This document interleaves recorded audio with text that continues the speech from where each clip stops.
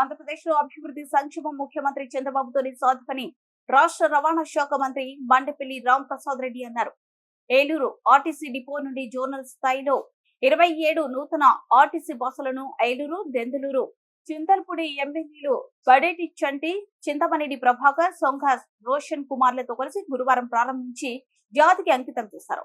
ఈ సందర్భంగా మంత్రి రాంప్రసాద్ రెడ్డి మీడియాతో మాట్లాడుతూ గత వైసీపీ ప్రభుత్వం బటన్లను నొక్కి కొన్ని సంక్షేమ పథకాలు ఇచ్చి అభివృద్ధిని మరచిందని విమర్శించారు.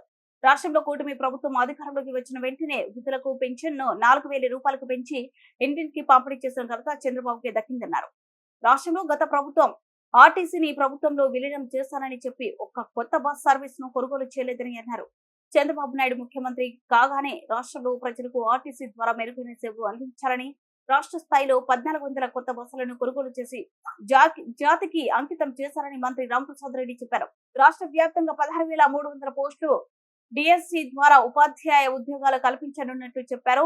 ప్రభుత్వానికి ఆర్టీసీ సంస్థ ఒక కన్ను అయితే ఆర్టీసీ కార్మికులు రెండవ కన్నుగా రాష్ట్ర ప్రభుత్వం భావిస్తుందన్నారు. కొత్త ఆర్టీసీ బస్సులను ప్రారంభించిన తర్వాత దెందులూరు ఎమ్మెల్యే చింతమనేని ఒక బస్ ని కొద్ది దూరం నడిపి ప్రారంభించారు. ఈ కార్యక్రమంలో ఏలూరు జిల్లా రవాణా శాఖ commissioner Eluru RTO SK Khajavali, RTC R M Varaprasad, RTC DM Prabhavati, Eluru DSP Shravan Kumar తదితరులు పాల్గొన్నారు.